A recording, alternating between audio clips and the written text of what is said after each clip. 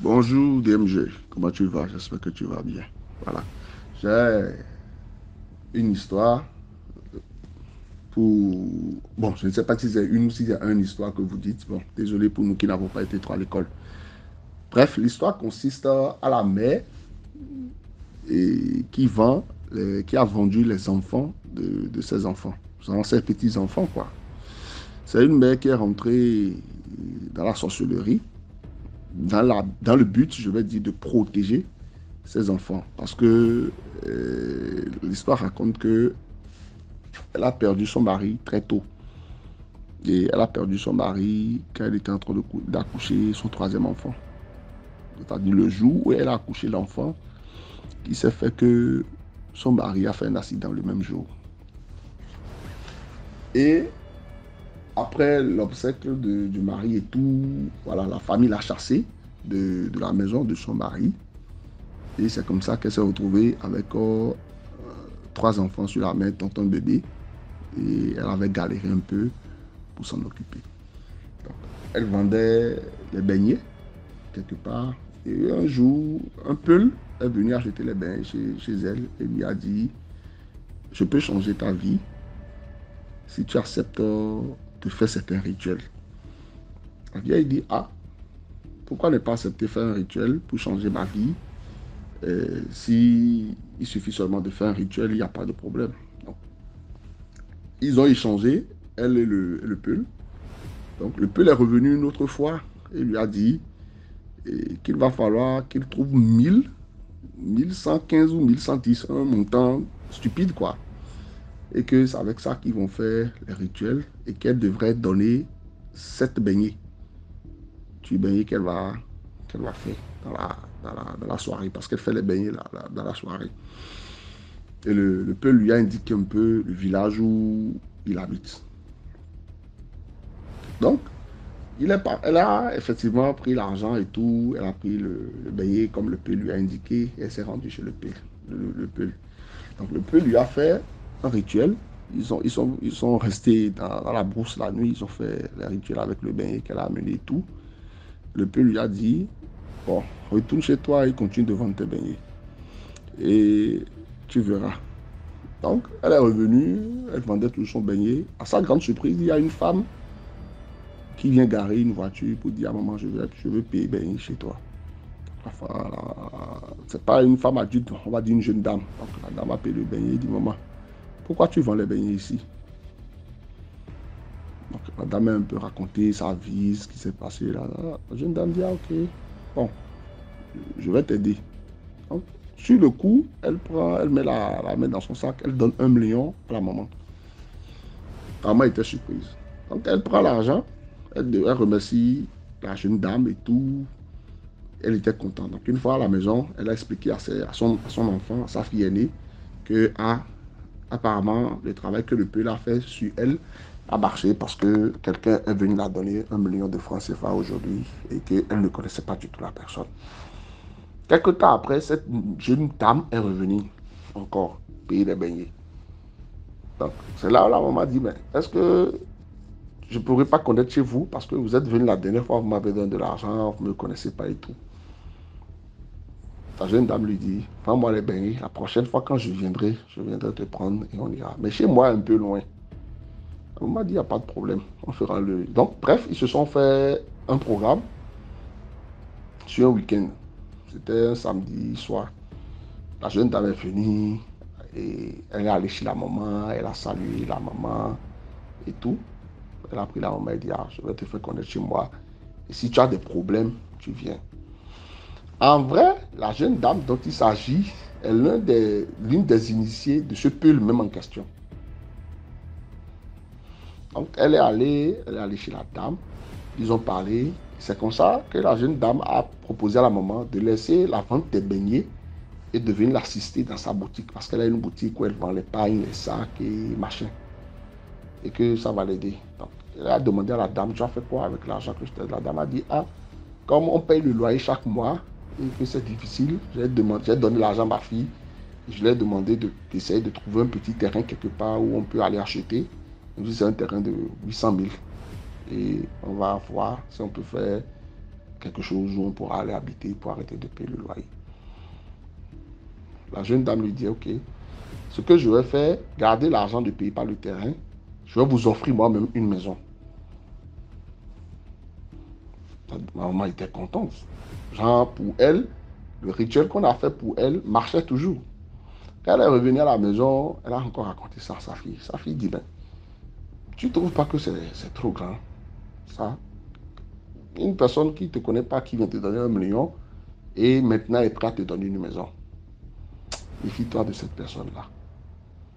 Mais sa fille est céleste. Elle a l'habitude d'aller dans une église chrétienne céleste. Le dimanche qui a suivi cette conversation avec sa maman, elle est allée à l'église, puis on lui a fait savoir dans une vision que sa maman veut rentrer dans quelque chose qui va la nuit. Malheureusement, cette femme, cette maman dont on parle, a que des filles. Elle a que des filles. Donc, la maman, quand la fille a reçu le message, elle est revenue à la maison, elle a dit à sa maman, ah, aujourd'hui à l'église, ils m'ont dit que tu veux rentrer dans quelque chose de pas net. Maman, s'il te plaît, fais attention. On m'a dit, non, t'inquiète pas, j'ai quand même une expérience de vie, donc quoi qu'il arrive, je vais m'en sortir.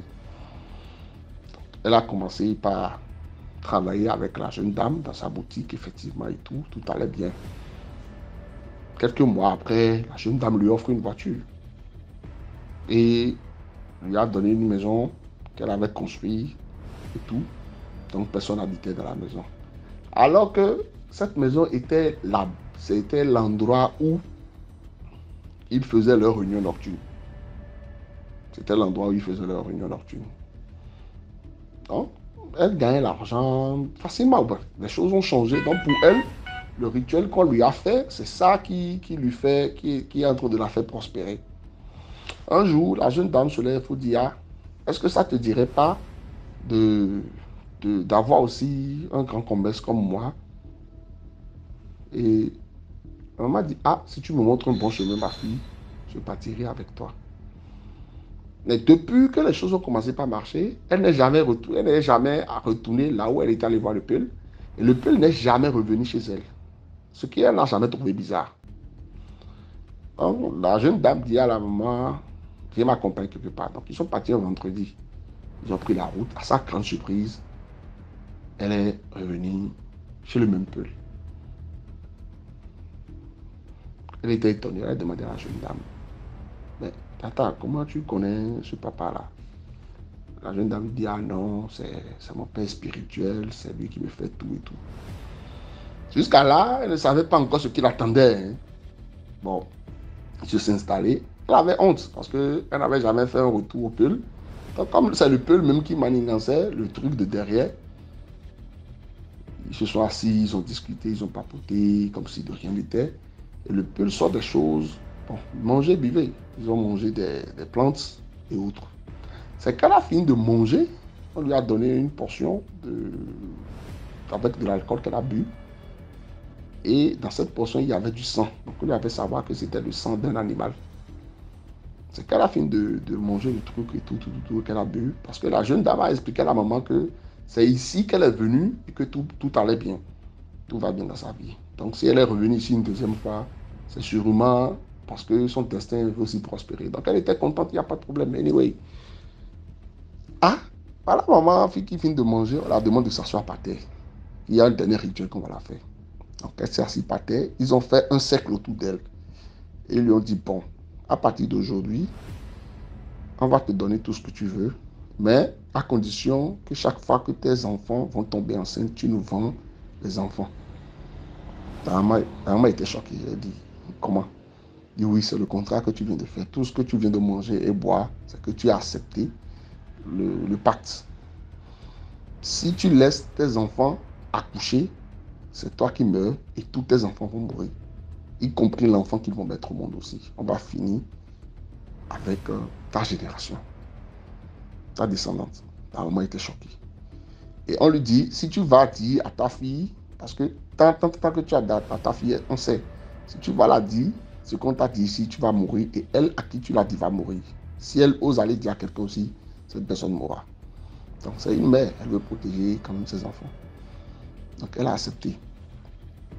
Effectivement, quelques temps après, on lui a donné un capital. Bon, La jeune dame lui a donné de l'argent et lui a demandé de commencer une activité. Donc, elle a commencé par aller à Lomé, ramener des pagnes, et ça a commencé à marcher. Tout allait bien. Dans la vie, on dit toujours, quand les enfants grandissent, ils font quoi? Ils vont se marier. Voilà, elle a 3 filles. Donc, sa fille est née, vivait dans une relation, l'homme était un peu stable. C'est dans ça que chaque fois que sa fille tombe enceinte, la grossesse tombe. Chaque fois que la fille tombe enceinte, la grossesse tombe. Et avant que la grossesse ne tombe, elle rencontre toujours un serpent, un bois, soit dans son rêve, soit quand elle rentre par exemple à la maison, elle voit les traces d'un serpent qui est passé. Et dès qu'elle voit ça, la grossesse tombe. Et jusqu'à ce qu'elle ait ses 35 ans, elle n'avait jamais eu d'enfant. Sa soeur qui la suit, vers les 30 ans aussi, c'était pareil. Donc, le Benjamin, qui a entre 20 ans, elle est tombée enceinte et elle a su gérer jusqu'à ce que la grossesse était à terme. C'est à son accouchement qu'elle est décédée, elle et le bébé. Ça révèle la conscience des 2 autres grands sœurs. Ils ont dit, mais cette histoire n'est pas nette. Donc, c'est la petite soeur qui disait à sa grande soeur, mais toi qui vas toujours à l'église là, pourquoi tu n'essayes pas de refaire une vision sur notre vie pour voir un peu ce qui se passe? Donc, ensemble, ils sont allés chez Loli. Loli, bon, c'est les gens qui se chargent des visions dans les Christianisme céleste. Ils sont allés faire une vision. La personne les a dit que lui ne voit rien. Et même si lui voyait quelque chose qu'il n'allait pas leur dire. C'est-à-dire que lui, il n'a pas de solution à leur problème. Pour leur dire vrai. Donc, il va falloir qu'ils fassent recours au mystisme. Parce que leur problème est plus grand que ce qu'ils pensent. Donc, la petite soeur dit à sa grande soeur, ok, on ira quelque part, tu vas m'accompagner quelque part et on ira consulter le phare. C'est comme ça qu'ils se sont organisés pour se rendre chez un prêtre de phare pour faire une consultation générale. Et c'est là où le monsieur du phare leur faisait savoir qu'en vrai, que c'est leur mère, pour de l'argent et pour leur rendre une vie meilleure, les a sacrifiés. Ils se sont regardés. C'est quoi cette histoire-là? En vrai, le monsieur les a révélé que leur maman est dans quelque chose et qu'elle a l'habitude de faire tant. Ils ont dit oui. Ils ont dit, ah, si vous rentrez chez vous, posez la question à votre mère. Et vous deux, ne cherchez plus à tomber enceinte. Parce que si vous tombez enceinte, vous allez toujours perdre la grossesse. Et le jour où vous allez vous forcer à accoucher, c'est vous qui allez payer le prix. Donc, en bref, en résumé, le monsieur les a fait savoir que c'est leur propre mère qui est à la base de leurs problèmes. Donc, les filles sont rentrées chacun chez eux. Le lendemain, ils sont allés voir le maman à la maison. À ce stade, tout allait bien. Hein? Tout allait bien. La maman les a, chacun vivait. Mais la seule chose qu'ils n'avaient pas, c'est qu'ils n'avaient pas d'enfants et leur foyer n'était pas stable. Ils avaient les maris qui les tapaient et tout et tout. Mais pourtant, elle restait. Ils sont allés voir leur maman le matin pour dire, explique-nous un peu ce qui ne va pas. Parce que tu nous as mis au monde et on n'arrive pas à enfanter. Mais il s'est fait qu'on nous a fait comprendre que tu es complice de ce malheur-là.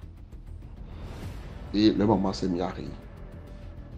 Elle les a demandé, vous êtes allés entendre ça où? Ils ont dit, ah, ça ne va pas, on est allé à l'église.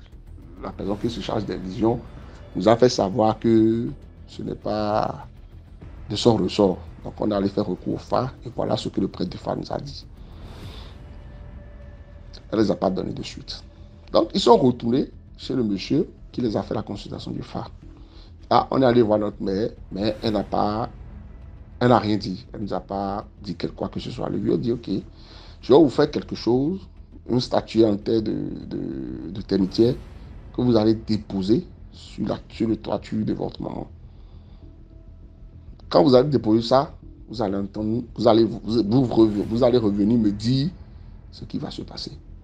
Donc, ils ont donné l'argent, le vieux a fait tout ce qu'il devait faire. Il les a fait une petite statuette en sable, qu'on appelle chez nous, en sable de termite, qu'on appelle chez nous les bas. Pour ça, c'est le sable qu'on fait en sacrifice, et avec des rituels. Donc, ils sont allés là-bas chez le maman, et la nuit, ils sont allés déposer ça sur le toit, la dalle. À 4 heures, le maman se réveille et leur demande qu'est-ce qu'ils ont amené dans la maison. Ils ont dit rien. La maman leur demande pourquoi vous ne dormez pas dans vos maisons et vous venez dormir ici. Ils ont dit rien. On a juste envie de passer du temps avec toi. Elle m'a dit, s'il vous plaît, quoi que vous avez amené dans la maison, sortez cette chose, sinon, c'est moi qui vais mourir. Et si je meurs, c'est vous qui allez suivre. Ils ont dit, ok, si c'est le cas, dis-nous ce que tu nous caches. C'est comme ça qu'elle a commencé par parler à ses enfants et elle a narré toute l'histoire. Mais qu'elle ne savait pas. Pour elle, elle est rentrée dans quelque chose dans le but de faire réussir ses enfants. Et que malheureusement, en échange de l'argent qu'on lui a donné, cette fortune qu'elle a gagnée, que le prix à payer, c'était que eux, ils n'arrivent plus à avoir d'enfants parce que l'argent qu'elle a, la fortune qu'elle a fait, à part ces enfants-là, aucune d'entre eux, c'est-à-dire aucune génération à venir ne pouvait plus manger cet argent-là. Et donc, c'est l'âme de ces enfants qui permettait à l'argent d'être stable. Maintenant, vu qu'ils sont au courant qu'ils risquent de mourir, l'histoire est délicate. Ils ont pris la maman, ils l'ont ramenée chez le monsieur qui les a consultés de fois. Et la maman a raconté encore comment tout s'est passé. Et le monsieur lui dit, je peux sauver un de tes enfants. C'est à toi de dire qui on va sauver. On ne peut pas les sauver eux deux. Je ne peux pas te sauver toi parce que toi, tu es déjà parti. Maintenant, parmi tes filles, tu vas décider qui on va détacher de cette corde-là.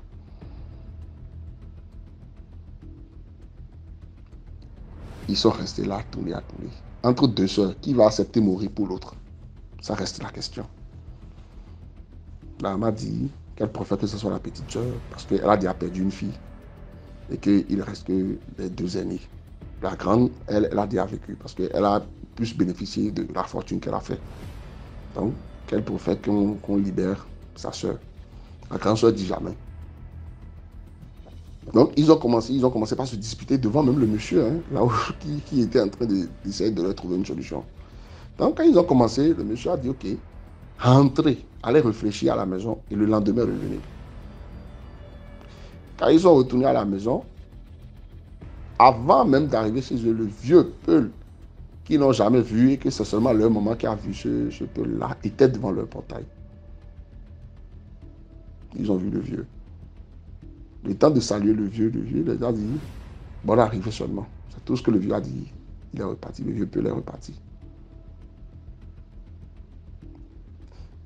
Le lendemain, quand ils ont repris la route pour aller chez le monsieur qui les a fait la consultation pour les expliquer que, on a eu une panique parce que quand on est rentré, on a vu telle personne. C'est en allant qu'ils ont fait un accident sur la route. Dans cet accident, la mère, leur maman est morte. L'aîné aussi est décédé. Et c'est celui que la maman avait décidé de libérer, effectivement, qui a survécu dans l'accident. C'est elle.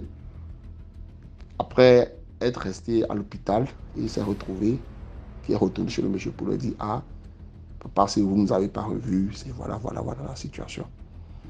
Donc, je comptais partager cette histoire aussi avec vous. Et je vais dire à tous les mamans qui sont ici.